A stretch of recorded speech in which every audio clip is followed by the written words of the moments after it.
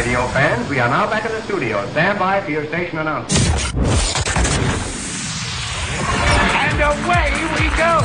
Now I know you'd love to just sit there and keep being not slim, but we gotta work a little today, okay? Broadcasting channels of the entire world will be cleared.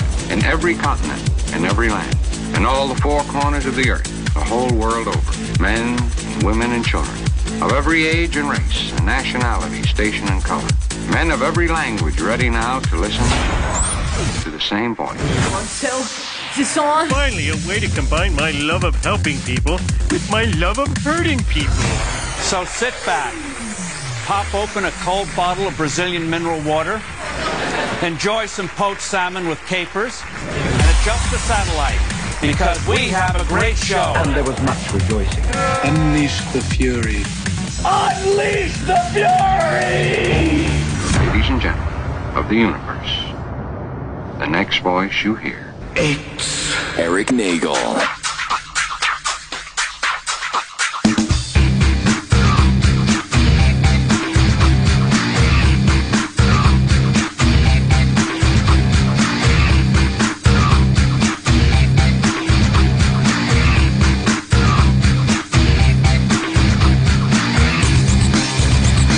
What a hodgepodge show we're putting on here for you tonight.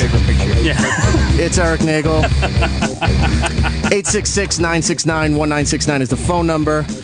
Matt is out this week, so filling in. You've wanted him. You've requested him. You're flooding him on Twitter for some reason, and I don't know why, but Gittles is back. Hey, how's it going, everyone? Gittles, you want to get out Thanks your to all Twitter? my Twitter followers, Mike, the Kool-Aider, and Struff, and everyone else, and Geek Stuff. What's your Twitter there? It's Gittle Bass, B-A-S-S, like the instrument, or bass. That's Cousin Brucey out there waving hi. In these hollowed hallways with these battle-tested microphones. Yeah, it works. There's a lot of rich radio talent in this building here. I don't know what he's doing, but he's just... Oh, now he's walking away. Okay. He's a good dude. Also joining me is my friend Brian DeMoy, who's a stand-up comic. Hey, what's going on? Where are you performing this weekend? Oh, good Lord, I've got a bunch of stuff going on. This week on the 13th, I'll be at Joker's Wild in New Haven, Connecticut. And then I'll be on Saturday, the 18th, I'll be at Rockwell's in Pelham in upstate New York. Very nice. Yes. Nothing tonight? I might swing by. I'm also at the New York Comedy Club like 4 nights a week. So yeah. Where's your home base? Where's your regular New York club? Comedy Club? It is New York Comedy Club? It's a great little club. It's under new management and under new ownership. So it's like, it's a lot better than it used to be. I've known Brian for so many years that it's so weird that other comics know who you are now. Yeah, isn't that I know. Like the world has gotten smaller. Like yeah. There's been like people on like I do a podcast too, and like one of my guests on the podcast, Allie Breen, who was open for Jimmy on the road. It's just like this weird little connect how it all comes together now. And you're friends with Joe Mackey and Sam Morril. Yeah, and all these. So it's just like it's just kind of weird where I'm like, oh look, like Joe's at the club tonight. Yeah. Brian's just the guy that we used to go, get drunk, go to hockey games, or stumble around Bay Ridge at the different bars. Yeah, Kiernan's. Yeah, and then.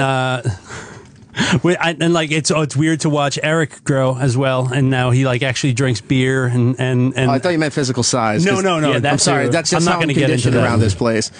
But no, I mean like to watch you actually drink alcohol now is kind of cool. I'm getting there. You're slowly getting there. It's kind of nice to actually go and have a beer with Erik because you used to strictly only drink girly drinks. Oh no, You used to love the girly drinks. One time we went to a bar and Brian goes, "I'm going to make you something really nice." And I go, what? And he just pushes down the hallway. It's a Cosmo. Like I wouldn't know what that was. And he drank it. I drank it. It was free. Erik would just drink picklebacks before there were picklebacks, but he wouldn't drink the liquor with it. He would just drink the pickle juice. Like, out of the jar. He would dip cold hot dogs in it in the apartment and then just eat it and walk around. Don't throw out that, Brian. My favorite though was one night I went out drinking with Erik, and he's like, you know what? Because he always like felt bad always drinking Malibu and pineapple, which was like his favorite drink. Man, he loved that drink. Absolutely, like Malibu. I liked Amaretto Sours. Amaretto too. Sours. Oh, yeah, you did like those. So he's like, yeah, man. He's like, you know what we should do tonight? We should do something we would never do. We should just drink. Like, let's order drinks that we would never drink. Like, let's just get like apple martinis. And I'm like, I know who you are. You would drink an apple martini. Stop being like. I got into those thanks to the great Steve C, who used to drink a lot of martinis, and apple martinis were his favorite, so that's how I got into those. I haven't drank those in many years because it's lighter fluid. I just can't do it anymore. It's just also terrible. Yeah, it's pretty bad. But then I got Erik whiskey drunk one night, and that was fun. Is that where we were stumbling back to my? Yeah, I have photos of you kicking over lawn art. Yeah, somebody had some like Spanish donkey. Yeah, it was like statue. It was like a burro pulling a cart, and I got a photo of him kicking it over. I want to kick this, so I just went and kicked it. There's like a picture of a gnome. It says, "There's no place like gnome." And he was like, "I don't like that." He just kicked it. Yeah. Let's get to the show here. We can keep talking about my drinking or whatever. 866-969-1969. I do have giveaways tonight, thanks to. Ernie Hudson of Ghostbusters fame, Oz, The Crow, many other things. Nice. I have a bunch of DVD sets for Ghostbusters 1 and 2, some T-shirts, and a copy of the Ghostbusters video game, all signed by Ernie Hudson. I do have to start off with... The original NES Ghostbusters video game? No. That would be awesome. That was difficult. You couldn't get past the Stay Puft Marshmallow Man to get into the apartment building. It was a bad game. It was a bad game. But I played the PC version, too. Even more difficult. So I have all this to give away. Now, if you're listening to Opie and Jim during the week, you heard me talk about Ernie Hudson in less than stellar remark. And I want to just clarify something here, because I said Ernie Hudson is on the Lou Ferrigno tour, which meant that Ernie shows up at every convention like Lou Ferrigno does. Ernie mad. Yeah, he's there and he's in costume. He wears the jumper, but he's everywhere. And Jim got a little upset with the fact that I had a bunch of stuff out there for Ernie to sign, which we're giving away tonight. And I understand what Jim was talking about, but on the other hand, I said that Ernie wasn't that caliber of guest that you wouldn't bother with this. I mean, if you're doing a convention, and I know that's how they make their money, but they're used to doing that. So I didn't think it was inappropriate. Maybe it was. I don't know. I'm not apologizing for it, because people are going to call and win all this great stuff. You have like the lamest Twitter gate, I gotta say. Yeah. So anyway, Ernie Hudson is a very nice dude. Thank you for signing all this stuff, and I'll leave it at that there, and we'll move on. What did I have Brian do today? Oh, Brian, yes. I asked you to. I asked you about a television show. Yes, that no one's ever heard of except for you now. No, that's not true. There's not a Brian in this room that's heard of the show. Yeah, he asked me about it. I've never seen it. Never heard I asked if it was a reality show. I didn't even know what it was. No, it was an old television show from the 70s and 80s. No one's ever heard of it. Called The Greatest American Hero. Yeah. This was the theme. What's happened to me? This was on network TV. Is this an inspirational video, Eric?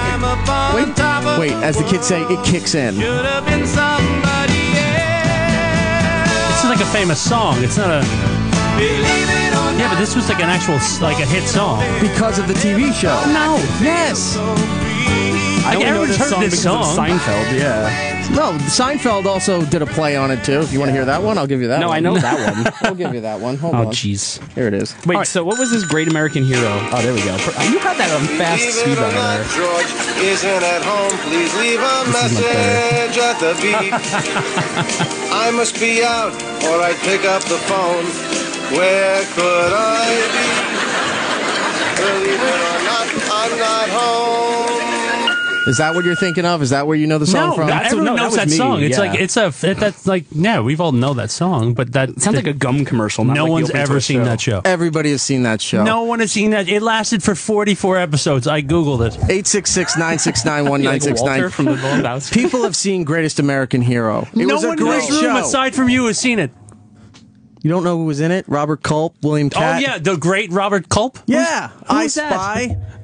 Oh, now are you playing one of these young dumb kids that it's old, I can't like it? No, it's old and I haven't heard of it. Yeah, exactly. I don't know if I don't like it. It's Dude, a I was great show. 2 when it came out. If you have Netflix, you can find it on Netflix and watch the whole series. Why is it on your radar? Because it's back. old and you're cool, like you're the hipster in the room now? They're bringing it back. They're bringing it back. Fox is going to remake The Greatest American Hero. Why who's would they? Who's going to be the greatest American hero? That I'm not 100% sure. Bronson Pinchot. But they Why Fox don't you reported. explain the premise of the show to everyone else who doesn't know what it is? Okay, Greatest American Hero was about this guy who was just a regular average Joe, nothing special to him.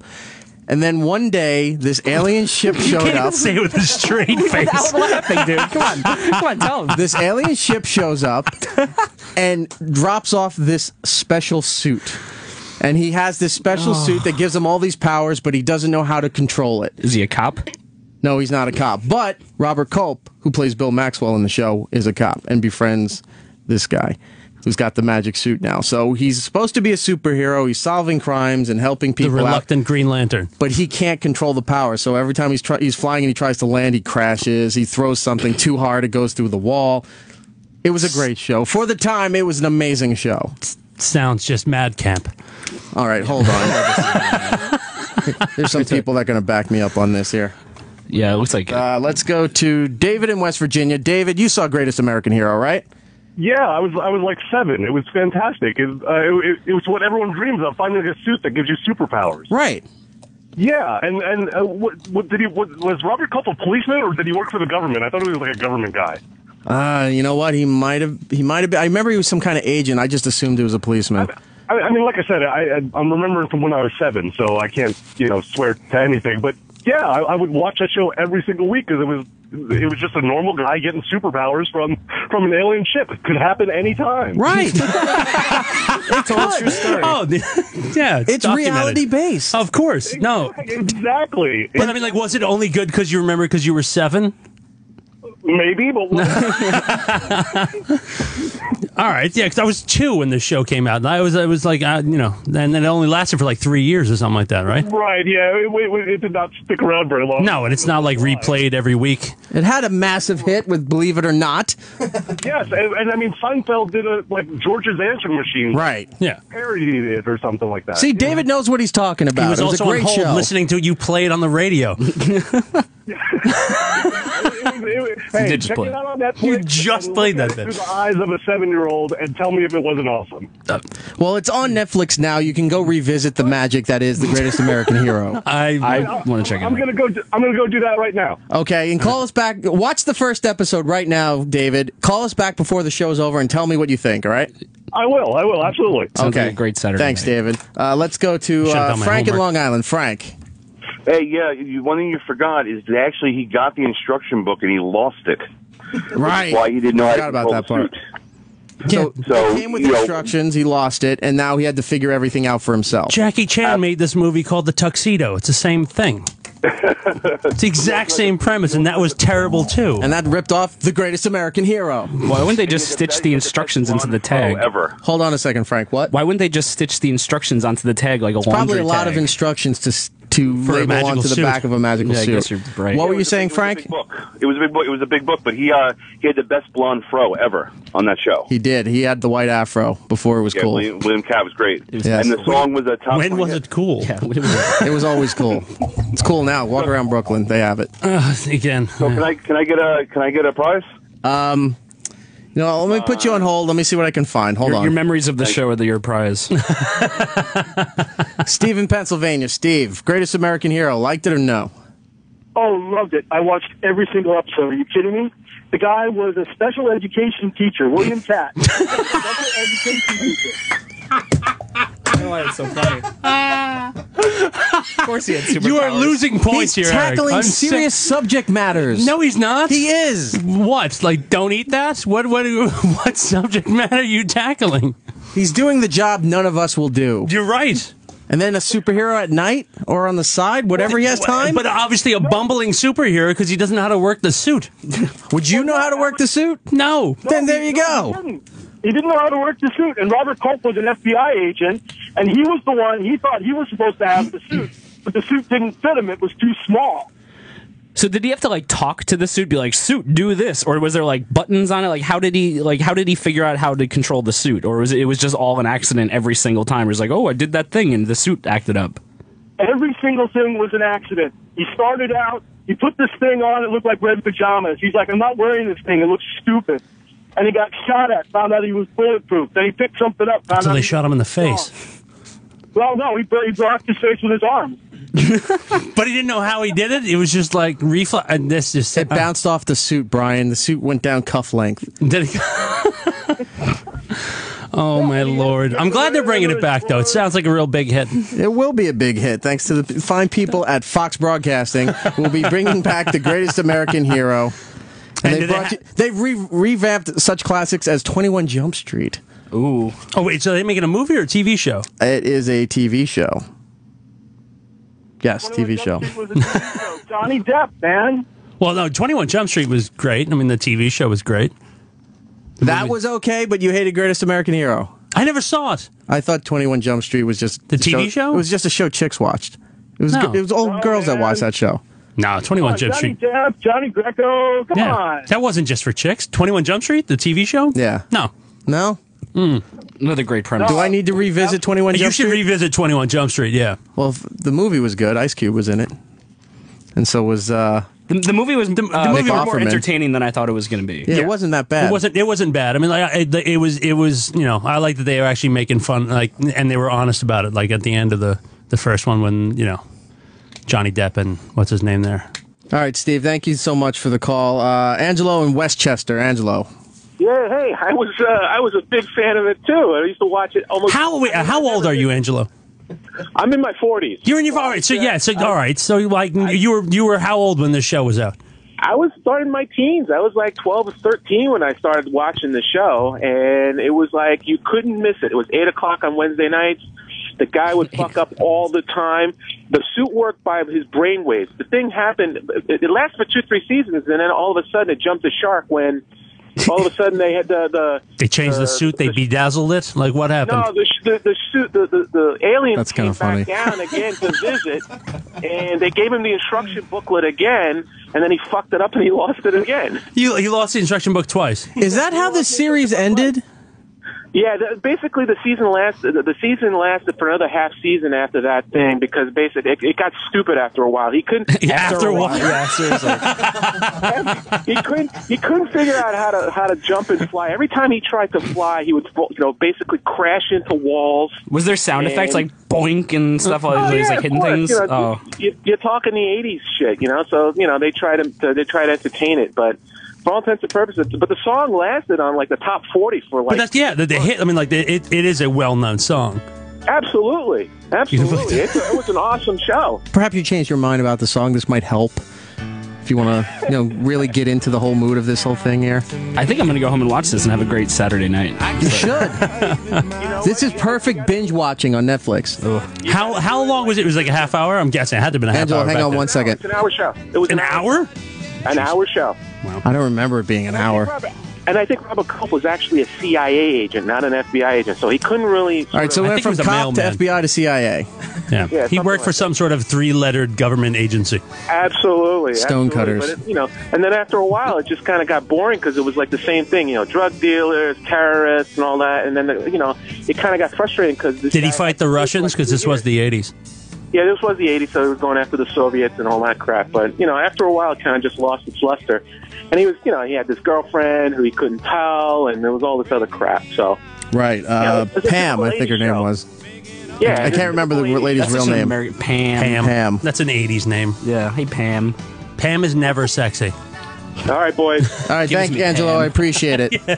There's a lot of people calling to support this show. This might be your binge watch for the weekend. Anybody on the line? Anybody on the line in their early 30s? Or from like 32 and under. Anybody born in like 1980? I don't know. I wonder if there's anyone on the line who's like 70 who was like 30 and watching this when it came out in the 80s. That's what I want to know. Let's go down south to Mississippi and talk to Clint. Clint. Erock. Hey, man. How you doing? What's up, buddy? I think I remember how he lost the instruction booklet. He had shrunk himself down while he was holding the book. Then he sets the book down, and he makes himself big again. And the book was sitting on a pebble or something. And that's how I think the whole thing ended. You've sold me. I'm definitely watching this show If now. that was the premise of losing the book, I might be losing this argument about Greatest American Hero. Because I don't remember how he lost the book. And that's actually starting to win me over on the show. Look, the costume is really cool. You got to wear it. Red pajamas. I used to have the shirt when I was a little kid, and if my mom's listening, maybe she wants to attribute to this, but I used to have the shirt. Oh, I wish I still had it. But I didn't have the cape, so I got this red cape from a devil's costume, and I used to fly around the house pretending, you know, like a kid does, stick your arms out, and I would purposely crash into the walls while my parents had, like, family and friends over. I just run through the hallway and hit the wall, and everyone just would look like, what the fuck is wrong with this kid? Because they hadn't seen the show either. Yeah, they hadn't seen the show. And then my dad has to say, oh, it's the greatest Did you ever watch Greatest American Hero? They're like, no, what is that? He lost the book. All right, thanks, Clint. That seems like a good way to lose a book, though. No, but I mean, like, and no one in that age group. I mean, like, it only lasted a few years. It's not like about 4 years. You know what I mean? So, but like, it's one of those cult shows that to who? Where has it been replayed? Dude, all right, it's been TV Land. No, not TV Land. The other one. Me Cemetery Network, something like that. They play a lot of those old shows, but they had it. They're at conventions until Robert Culp died. But William Katt's still out there doing stuff, and it's because that's the only thing they've been in. And you were busting Ernie freaking. Robert Culp was also in I Spy with Bill Cosby, but that was a show that predated. Greatest American. I'm losing this argument. Yeah, you here. are. Let's go back to the phones. Mike in Canada. Mike, how are you? They had it in Canada. I'm sorry, Canada. Oh, hi. Great show, Erock. I love it. I think you can have a lot of fans because a lot of people are into this kind of stuff you guys are talking about. So good job. Do you know what we're talking about? Oh yeah, all kinds of like comics and sci-fi and all that shit, right? No, I mean right now, sir. Yeah, you guys are talking about The Greatest American Hero, which I absolutely loved. It was one of my favorite shows. The go-to shows back then were... Did it make Canada think that you could take us because this was our Greatest American Hero? Yeah, it was a good ego boost. Our guys wear red. He wears red. Let's take him. He's retarded and lost the manual on a rock when he was an ant. It was Greatest American Heroes, The Hulk, and Duke of the Hazzards. That was the go-to shows back then, and I just absolutely love that show. All right. Thank you very much, Mike. I appreciate your call. No problem. All right, let's give away some of these Ernie Hudson things here. Wow, people are still calling about Greatest American Hero. Somebody bail me out of this. Mike in New York. Mike. No one's helping Tell me this was a great show, please. Mike. Don't do it, Mike. Yeah. Hey. Yeah. Yo, Mike. Yes, you. We're talking to you, sir. He's like a ventriloquist. You're right, you got me. Yeah. All right, about the greatest hero. Yeah, it's you. Yeah, it's you. Go ahead. It's just like me. He lost. You the manual lost this too. bet, Eric. I'm sorry. This argument is in the this is. They've all lost the manual. Adam in New York. Adam.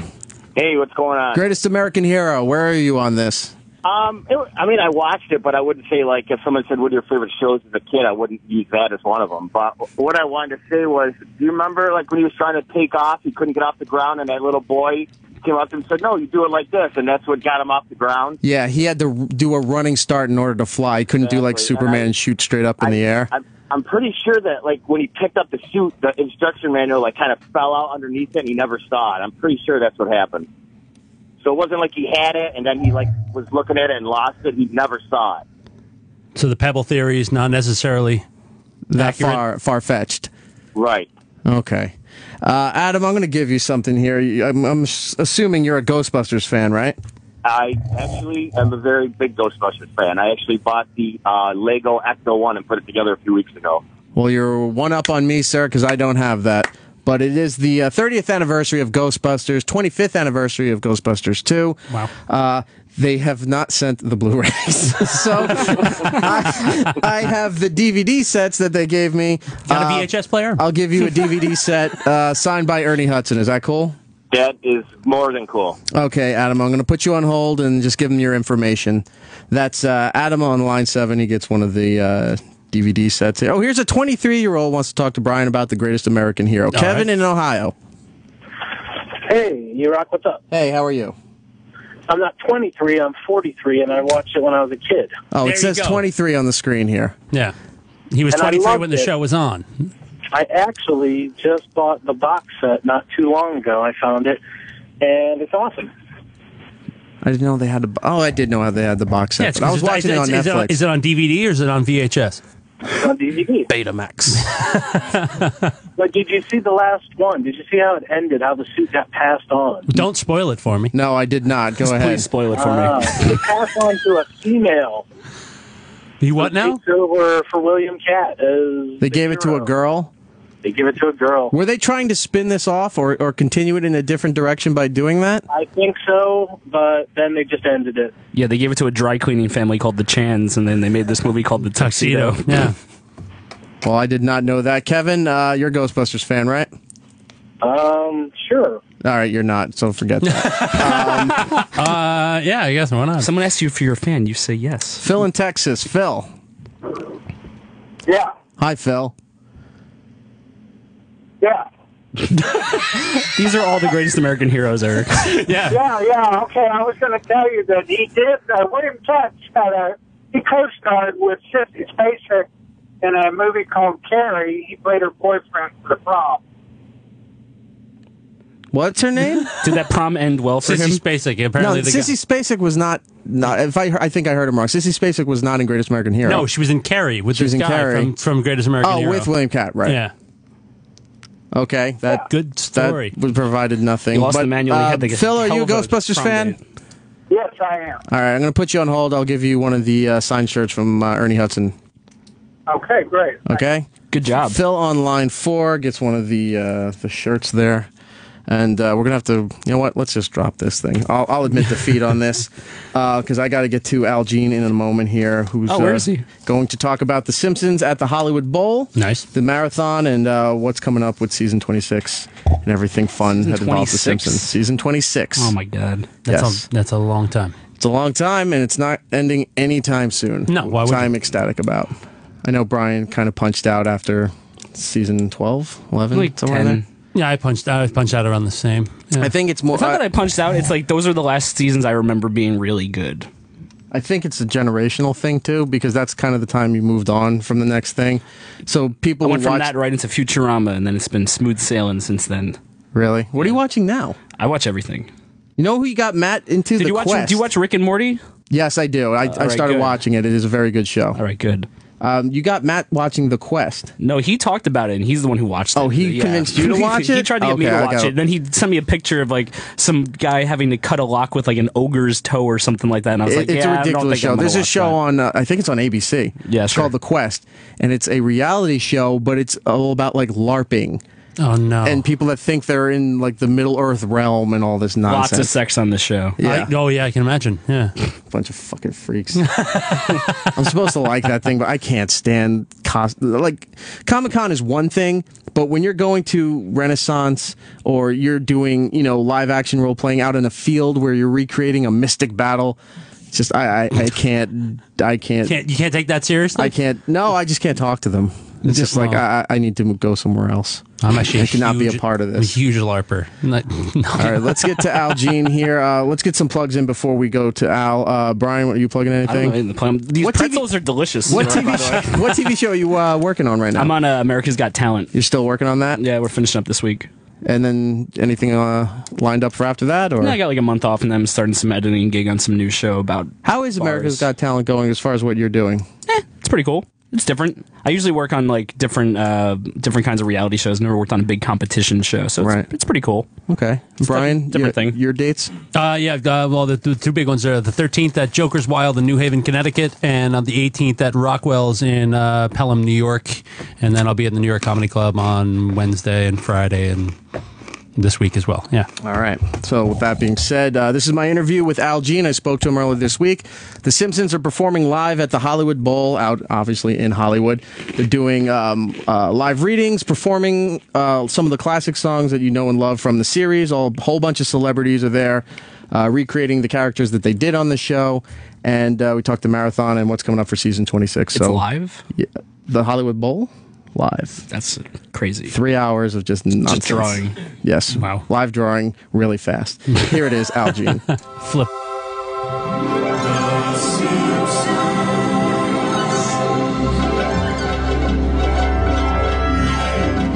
Welcoming to the show right now, please say hello to Al Jean. I don't know else how to describe you. The Simpsons. You're everything The Simpsons, sir. Well, or everything I have is turned into Simpsons, but I'm Been there 25 years and very proud of it. Are you the showrunner? Are you the guy that everybody reports to? Yeah, it's funny. When I started, showrunner wasn't a term anybody had ever heard of. It means head writer and, in charge of budgets and editing. And if something goes wrong, it's my fault. You've been with this show for so many years in some capacity or another. The FXX network just did the big Simpsons marathon, 12 straight days, killed in the ratings, unprecedented on all levels. How does it feel to look back at some of these episodes? Do you remember some of these things, or do you look at it and go, oh my God, I completely forgot we did that? It's both. I mean, it really was like having your life flash before your eyes with a limited number of commercials. I was really, not just proud of the work, but we, Twitter, went on Twitter with different writers from different eras, which was really, really emotional, almost for me. And I thought the animation looked fantastic right from the start. I thought that sometimes we repeated certain jokes or ideas a little more than I'd remember. That was a little embarrassing when they're all back to back. But overall, I would recommend it to anybody. It was a wonderful thing to happen.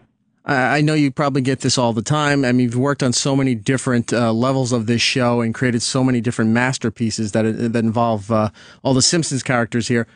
I got to ask you, probably the question you get all the time, what is your favorite episode? Yeah, and it's so hard. It's like saying what's your favorite child. One thing I did, I watched 3 episodes where I was showrunner. One was Van Hathaway as Princess Penelope. Then there was one where Homer won $1 million but couldn't tell Marge. Then there was the curling show. They aired in a row. And I really enjoyed them. I was like, these were really funny, really great episodes, each in their own way. So that's my new favorite trio. And those are later episodes outside of what people consider the golden age of The Simpsons. And I hate that term because I'm one of those guys that, as a kid, I found the show on Tracy Ullman, watched the shorts, and then when Fox promoted that it was coming to Sunday nights, a full-length Christmas episode, and that the series was coming, and I was just addicted. And I know throughout my life I've watched every episode. I don't remember them all, but I know I at least watched every episode once. Outside of that golden age that everybody likes to pocket The Simpsons into, I'd say up to about season 12, maybe. Well, that's where they ended now. That's one reason. I am so glad you said you don't like the term, but it seems to vary. Like it gets, it goes later every year. Go ahead. I think it's more of a generational switch. Like people who found the show at the very beginning, maybe found it through Tracy Ullman. They watched it for a set amount of years, and then maybe they grew up or maybe they moved on. So a lot of people that remember The Simpsons remember that time period as being the best time period because that's when they found it. But as you go past seasons 13 all the way up to season 25 and season 26 that's coming up in October, you find people have different episodes that are their favorite, and it's not always within that little golden age period that people like to do. And it's really refreshing to hear that you have some of these episodes that are from a later time period. I do, and I'll give you another one. It's called Gone, Maggie, Gone, where this was a brilliant Da Vinci Code parody with great animation. I recommend that for everybody who says, the show had never had a good episode after season blank. And I think that, there's a little something. I know, when I first heard the Beatles, it's hard to, ever recapture that feeling when you first heard something as a kid and got into it. And I'm not saying we didn't do great episodes then or that we don't do bad episodes now or that we didn't do bad episodes then, but we also do great episodes now. I mean, I think it was so wonderful that the highest rated day of the marathon was the last day, which is right. The people had just seen, and it showed that there is a huge following for the run of The Simpsons. And I mean, the last thing I'll say, because I don't want to, it was wonderful. I don't want to be negative in any way, but people will go, I hate The Simpsons. I haven't watched it in 20 years. Well, how do you hate it if you haven't seen it? Exactly. Well, let me point out one thing that happened during the marathon that I thought was a little weak on FXX's part is when, after the 2007 season, you showed the movie, or they showed the movie, right. And the scene where Bart is skateboarding naked, and in the movie and on DVD and Blu-ray, you can, they show a genitalia shot. But on the marathon, there's a black bar across it saying, available in the European version or something like that. Yes, that was what we had to do for telecast on Fox. But hey, what's basic cable for if not to show a little penis? I was surprised about that. Yeah. Although I have to say I was overwhelmingly happy with it. I was going to ask them about that. That was like my only minor quibble. But I mean, it was so great of them to schedule the movie at that point, and the care and the attention that they've paid to the show the ads they've done, and most exciting, the app that's coming, I think is going to be terrific. Yeah, I can't wait for that. I do want to also say to you that, when people say, oh, my favorite episode is this, and it's from that little, season 2 through 12, somewhere in that span, and that we all have our favorite episodes from that time period. But you're saying that you're doing good work with the later episodes, and I do have to say that is true, because a few years ago you made an episode where it was the big thing in Springfield to be part of the volunteer fire department, but they turned it into the mafia, where they were going around setting fires to people's houses unless they were paid to put it out. I thought that was brilliant. Oh, thank you very much. Yeah, no, a lot of things. I love the one, too, where they built a concert hall and then people hated it, and it turned it into a prison. It's just stuff that I know, had we done it in season 4, people would have said, oh, this was brilliant. And, because it isn't in that time period, people may not have seen it. So I'm really, it's nothing better than, it being on FXX and everybody getting a chance to see these. And I also think in the later seasons and the more recent seasons, people who aren't paying attention to the show, you're missing a lot of great and highbrow material. You guys are getting away with a lot more stuff, a lot more risque stuff in a very clever way than you ever would have during that early part of The Simpsons. There was an episode where Homer pissed off the entire town again, and Mayor Quimby was saying something, I'm tired of all these jerks. And Chief Wiggum comes over, why don't you borrow some of my jerk off? And he's holding a spray can that says jerk off. And I'm sitting there like, I'm watching this on The Simpsons. I'm like, I can't believe they got away with that. We did. That was the 500th episode, actually. So it was like our, nostalgic landmark episode that we put that in. And the other thing about HD, again, people judge for themselves as the quality, but the frame now requires, much more material. There's so much more information you can put on the screen that if we go to a library, we're writing all these book jokes. I mean, it's really like intensive, and I think the animators have done some spectacular things with it. I'm talking with Al Jean, the showrunner of The Simpsons. I do want to get into the Hollywood Bowl, which is what they're doing live with The Simpsons in just a minute here. But I also want to ask you about, I recently heard your partner, your friend Mike Reese on Gilbert Gottfried's podcast not too long ago. Both hilarious people, right? Mike and Gilbert. And he was telling some stories about the history that you two had, and I was not aware that you guys were working together on The Tonight Show with Johnny Carson. We did. We wrote for Johnny from 84 to 86. We met him 3 times. So in 1.5 years of working for him. So now this conversation has lasted longer than my talk with Johnny, in the course of working for him. Yeah. Yeah, and so when we met him, he was Johnny Carson. He was, being charming and the guy that you saw. And, yeah, he was a relentlessly private man. They did a documentary that I was privileged to be in, an American Masters about him, that I really recommend for anybody that wants to remember him. And it also shows how people like Drew Carey's whole careers were made by Johnny and how emotional he got. And Seinfeld, really, yeah. Yeah, I mean, it really was. He was also very, very hard to get to know, and I certainly would never say I met him. I would never say I knew him. It's interesting that you said a lot of these comics owe their careers and got their starts through The Tonight Show. One of the comics that was a guest host for a while, and you wound up working with developing his own series, it's Gary Shandling Show, when Fox was just starting out. I loved this show. Even though I was a little kid, I still picked up on a lot of the Gary breaking the fourth wall, talking to an audience while the rest of the cast is still, pretending that they're in a TV show. One of the episodes where you had him fall down the well was amazing.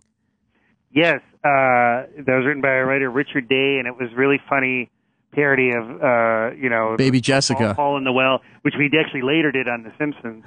And there were a lot of Simpsons writers on the Shandling staff. Sam Simon was there, who, of course, was integral to The Simpsons. Mike and I were there. Gamble and Pross left there, went from Seinfeld to The Simpsons.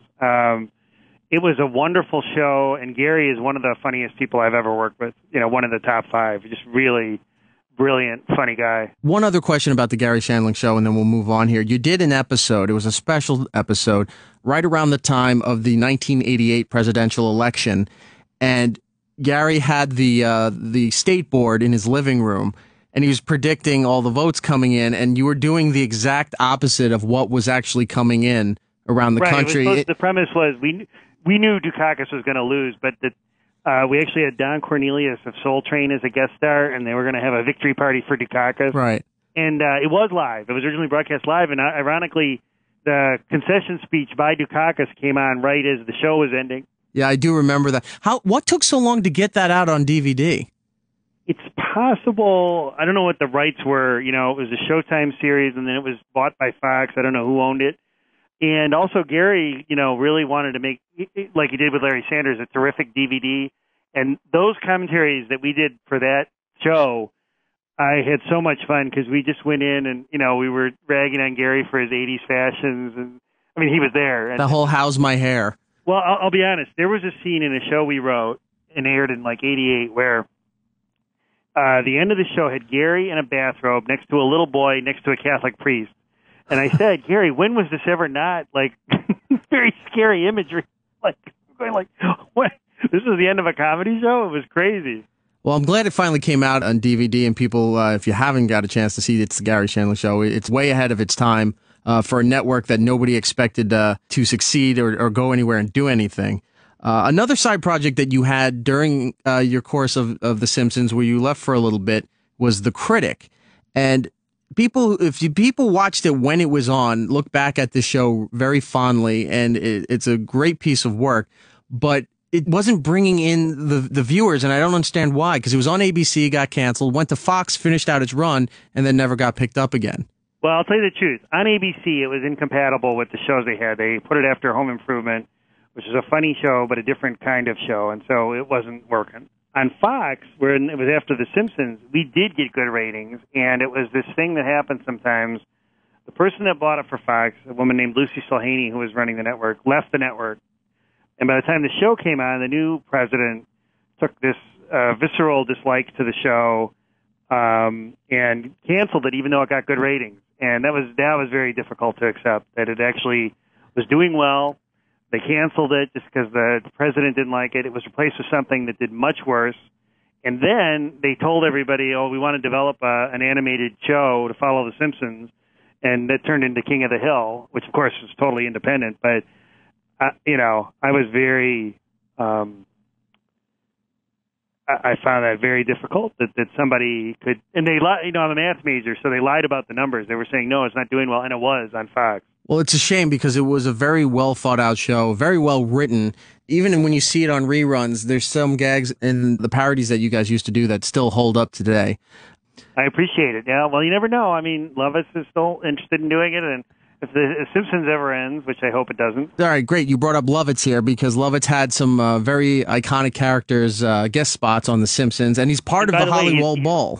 He's going to be at the Bowl, and he was really funny at the Read. And he'll sing. Conan will appear at the Bowl. Weird Al Yankovic. It's really going to be amazing. Friday the 12th, Saturday the 13th, Sunday the 14th. And if you're any kind of fan of The Simpsons, I think you'll really have a special night. I really have to tell you, I'm so pissed that I cannot be out in L.A. to see this thing. If there's anything that I really wanted to see in my life before I die, one was the Monty Python live show that they just did, and I did not have an opportunity to see that.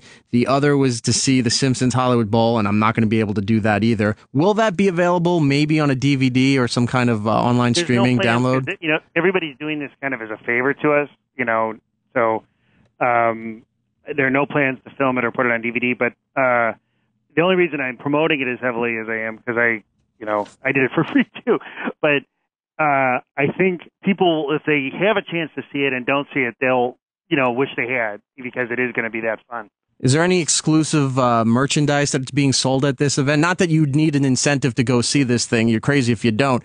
But is there anything exclusive to that event that's going to be put out? I don't think we're doing exclusives based on we're obviously going to sell Simpsons stuff, but to my knowledge, no. I mean, not like bowl T-shirts or anything. But there will be, surprise, like stuff like walk-arounds, but not just that, like special, joke stuff in the bowl. And we're trying to make the bowl look different than it ever has and Simpson-y. If you're in the Los Angeles area, it's HollywoodBowl.com for tickets. Friday, September 12th, 8 p.m., Saturday the 13th, 8 p.m., and Sunday the 14th at 7:30 p.m. for The Simpsons Live at the Hollywood Bowl.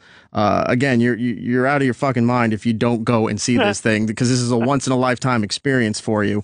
I know it came out about Conan and the Gay Men's Choir of Los Angeles that they're going to be singing the Monorail song. Is there anything else that maybe you can tease, or is it all hush-hush for the event? Like, what other songs would they be performing? The chorus will also sing See My Vest. We'll also sing the Stonecutters song. Nice. Both Hans Zimmer and Alf Clausen will be there, Hans directed the Simpsons movie and did music for the Simpsons movie, and Alf has done almost all the music on the show and its run. We'll have Beverly D'Angelo singing the song she wrote for Colonel Homer. Hank, Nancy, and Yardley will be there, and there's more, but I don't want to give everything away. Okay, fair enough. I see Matt Groening's a part of it, as he should be. Yep. Is he going to be singing as well? Well, you'll see. Well, I won't see. That's why I'm asking you. I mean, Seth MacFarlane has sort of made it mandatory if you're a TV cartoon creator. Hasn't he? He set a really weird bar for animators. Yes, I know. He does it all. It's amazing. Before, I know your time's valuable and you're going to have to go. But before we go... I mentioned this week we premiere on the FX on September 28th. Well, that's one of the things I was going to get to. On September 28th, the episode's called Clown in the Dumps, and it features the death of a character. Right. Now, was this thought up before Marshall Wallace passed away? Yes. What it was in an interview of a conference call, someone said, what episodes do you have in the works? And I mentioned there was one where a character, who's a wonderful character, others later said it was iconic, although I never used that word, but whose performer has won an Emmy for playing that character, dies in an episode, and we deal with the ramifications of it. And it turned into this huge thing where we're like Game of Thrones, and it's going to be a bloodbath. It's like, what it is it's a sweet, emotional episode, and I think, works really well. I'm really happy with it. And there's also a couch gag opening it that'll blow everybody's mind. Do you think this is on par with the hype surrounding Who Shot Mr. Burns? It's pretty huge, and it was unintentional. It was, I honestly was just saying, here's a story that we're doing, and then the next thing I knew, it was an enormous, of course, so once you get this press, you don't want to lose it, so I gave what little clues I could without revealing it, and I'm like out of clues. I can't say anything more. But I can say some have guessed it correctly, some have figured it out. And I think if you watch it, the clues that we gave add up, and it's, not a cheat, not a trick. The person is not going to come back to life, or, it just is. I'd say it's reality, but of course none of this is reality. Well, based on everything that you've said so far, I'm going to give my guess. You don't have to say anything. Lord knows you can't. My guess was Krusty's dad, Rabbi Hyman Kristofsky. But who knows? You'll have to tune in on September 28th on Fox for the season 26 premiere of The Simpsons. Al, before you go... Keep my mouth shut for 3 more weeks. Al, before you go, I got to ask you a couple more things. I talked to Bill Oakley not too long ago, and he was telling me about the writing process for The Simpsons. And I said, when the show started to become really successful and the merchandising was, not that it's not good, but I think maybe was at its peak back in the day, he told me that they never got anything. They always wound up having to buy their own Simpsons merchandise. Was that true for you as well? Well, every year there's a Christmas gift that Gracie Films gives to the crew, the writers and everybody, and that's been wonderful. The first year, Matt gave all of us a pinball machine, so I don't want to put words in Bill's mouth, but my experience has been, every year I've gotten something wonderful from the show that I've worked on it. Any of that stuff you're looking to part with? Well... Knock wood, no, not yet. Since you're the showrunner, and, outside of Matt and Gracie Productions there, you'll probably be the guy to talk to. Let me just ask you one question about the opening sequence. A couple years ago, you took a left turn with the opening sequence and did Kesha's TikTok. And The Simpsons had not really gone that direction before. Since that has happened now, and anything can happen in the world of HD animation, because it's a lot easier than it used to be back in the day. Did you ever maybe think of doing an opening sequence at Moe's and using like Billy Joel's Piano Man to be about Springfield and The Simpsons? That's a good idea. I can say just the TikTok one was because the network said we want a musical opening, and that was when those lip dubs had first come out.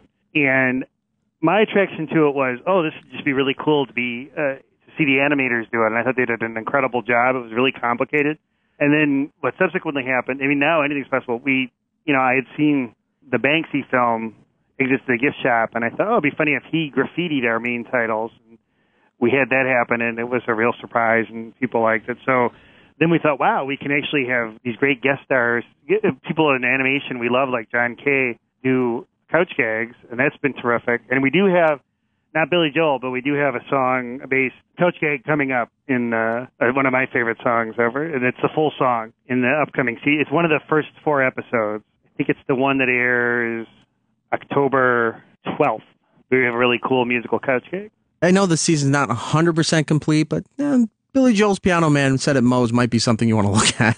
That's a great idea. Thank you for pitching it. Season 26, how much longer do you think The Simpsons is going to be around?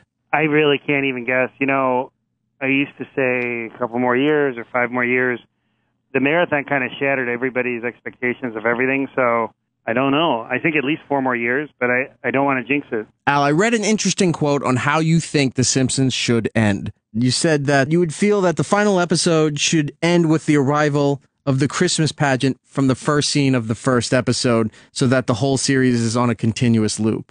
Yeah, that's my idea for the end, which would be that they're heading for that Christmas pageant that you saw in the first half-hour episode so that there is no end, that the whole thing is continuous. So I hope it never happens, but that'd be my end. That's a great way to go out, sir. Oh, thank you. Well, maybe we'll do it. The Simpsons live at the Hollywood Bowl, hollywoodbowl.com for tickets. Friday, September 12th, 8 p.m., September 13th, which is Saturday, 8 p.m., and Sunday the 14th at 7:30 p.m.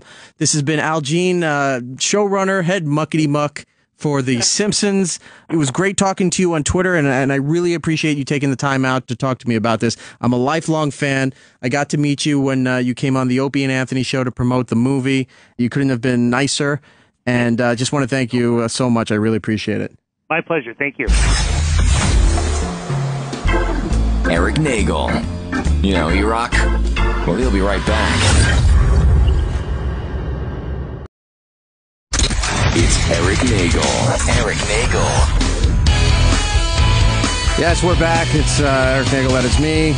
Gittles is sitting in for Matt this week, and my friend Brian DeMoy, stand-up comedian. You want to give out your dates again, sir? I'll be at Joker's Wild on the 13th of September at 8 o'clock in New Haven, Connecticut, and 8 o'clock at Rockwell's in Pelham in upstate New York. And you have a podcast, too. Yes. We should promote that. Yeah, I do a podcast with a gentleman named Brendan Sagalow. We sit down and we introduce, it's all about, up-and-coming artists, comedians, stuff like that. So if you're interested, like hearing about new comics, new musicians, stuff that's out there in New York City, you can check out Random Occurrences. It's on iTunes, on Stitcher. It's on a bunch of different podcasting sites.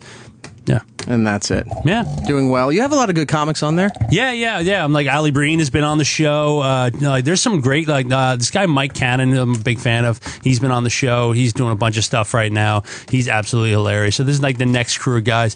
Another guy who's awesome is Aaron Berg. Aaron Berg's is really, really funny dude. He's been in a bunch of stuff. He's been around for ages. He was in Boondock Saints too. He's been in a bunch of stuff. Right. Yeah, he's really, really funny. All right, check it out. Random Occurrences. Random Occurrences, or just type in Brian DeMoy on iTunes. Is it available on the other platforms like Stitcher? Yeah, it's on Stitcher. It's on iTunes. It's on Pod Baby and all those other weird anywhere there's podcasts, you can find it. Yeah, you can find it. Yeah, just throw my name in, or just follow me on Twitter at Brian DeMoy, and all that stuff goes up. And Gittles, you had what were you saying? A chili cook-off? What? Oh, I got a hot sauce takedown coming up October 8th. I'm just gonna make a bunch of hot sauce, and hopefully I'll win. So that's what I'm doing. Where is that at? It's gonna be at Brooklyn Bowl. The Brooklyn Brewery in Williamsburg, October 8th from 7 to 10, and there's gonna be free ice cream and beer. So you should definitely come check it out. Lots of hot sauces. Nice. Okay, what's your Twitter? It's Gittlebase. Gittlebass. All right. We run out of time. I just want to take a moment here. Coming up at 8 o'clock on the East Coast here, 5 p.m. on the West, is Big O and Dukes. If you're not familiar with them, they were out of D.C., Baltimore, Arizona. They're all over the place. They're good guys. They're coming up next. They've been longtime fans of Opie and Anthony, Ron and Fez, friends to us as well. Yeah, all right, never mind. I won't say that. But anyway, check out their show at 8 o'clock. I think you'll enjoy it. Give it a chance. They're coming up in a matter of moments. Who are we giving these prizes to, Eric? Well, we ran out of time, so I'll have to do it on Twitter. We'll give those away. And it's too bad for Scott. Scott was hung up, man. I know, he was there forever. Scott, we were going to give you a prize. Out. So I was pulling for you, Scott. Follow me on Twitter and Instagram, Erock Radio, and we'll give those things away, I promise. It's the 30th anniversary of Ghostbusters, 25th anniversary of Ghostbusters 2. So we want to thank that. Ernie Hudson, everybody who listened to the show today, dealt with this. We're going to go out with some Ghostbusters style music. Oh, I thought you were going to go out with the Greatest American Heroes I theme would, song. but we ran that into the ground. See you next week. Bye.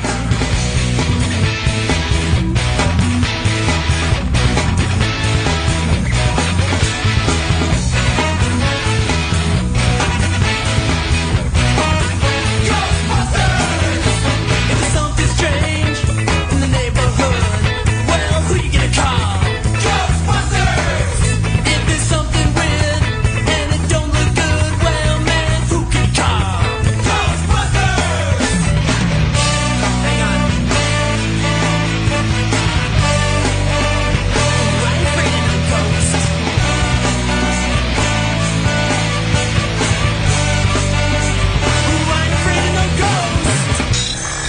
that's all the time we have. Follow Erik on Twitter, Facebook, and Instagram at Erock Radio.